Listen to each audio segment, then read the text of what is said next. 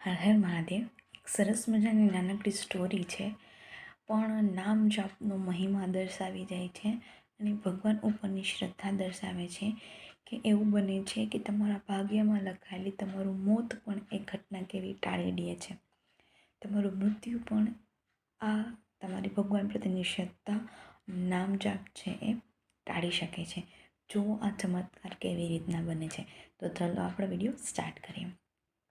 એક સમયની વાત છે. એક ઋષિમુનિ છે તપ કરતા હોય છે, ત્યારે એક આકાશવાણી થાય છે કે 1 મહિના પછી તારું મૃત્યુ થવાનું છે અને કોઈક તારું ગળું છે તલવારથી કાપી નાખશે.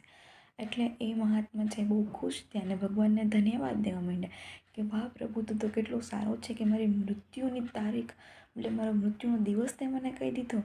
એટલે હવે તો હું બહુ ખુશ છું અને તારા દરેક દિવસ છે એ હું મારા બચેલા દરેક દિવસ છે હું તારા નામ જાપમાં પસાર કરીશ. અને એક મનોમન એને વિચારી લીધું કે હવે કોઈ પણ વ્યક્તિ મારી પાસે આવશે કે કોઈ પણ વ્યક્તિ મને પૂછશે તો હું એમ જ કહીશ કે જે પણ થયું એ ભગવાનની કૃપાથી સારું થયું.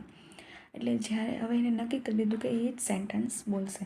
એટલે એ તો મહાત્મા હતા, એટલે ઘણા લોકો એને મતલબ મળવા આવે, એને પગે લાગવા આવે, એની પાસેથી છે સજેશન લેવા આવે, એને પોતાના દુઃખ કહેવા આવે. એટલે બધાને એમ જ કહેતા કે જે થયું એ ભગવાનની કૃપાથી સારું થયું, જે થયું એ ભગવાનની કૃપાથી સારું થયું, એની મોજથી બધું સારું થયું.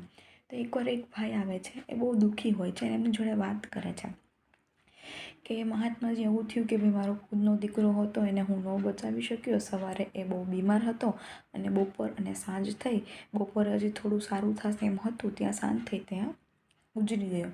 એટલે મહાત્માએ એને એમ કીધું કે જે થયું એ ભગવાનની કૃપાથી સારું થયું, એની મોજથી સારું થયું. એટલે એ ભાઈ એક તો દુઃખી હતા એટલે ખૂબ જ ગુસ્સામાં આવે કે કાલ જોઈએ હવે કે મહાત્માને મારી જ નાખું, એનું ગળું કાપી નાખું તલવારથી.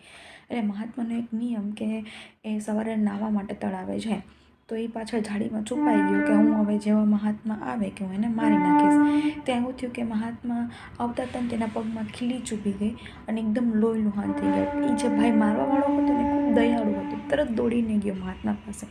તો કે આ શું થઈ ગયું? તો કે જે થયું એ પ્રભુની કૃપાથી સારું થયું. તો કે તમે આ શું બોલો છો? અત્યારે તમે એટલી પીડામાં છો તોય? તો કે મને એક આકાશવાણી થઈ હતી કે તારું આજે મૃત્યુ છે, તલવારથી કોઈક તારું ગળું કાપી નાખવાનું છે, એની બદલે મને આ ખીલી ચૂભીને સારું થયું. તો એ ભાઈ બોલ્યા કે હું જ હતો જે તમારું તલવારથી ગળું કાપવાનો હતો. પણ તમે મતલબ મહાત્માએ કીધું કે જોયું ને, મારા નામ જાપથી, મારા પ્રભુ ઉપરની શ્રદ્ધાથી આજે તું મને મારવા આવ્યો હતો, છતાં પણ તારું હૃદય પરિવર્તન થઈ ગયું. એટલે મિત્રો, એ આપણને આમાંથી શીખવા મળે છે કે નામ જાપથી આપણી મૃત્યુ પણ ટળી શકે છે.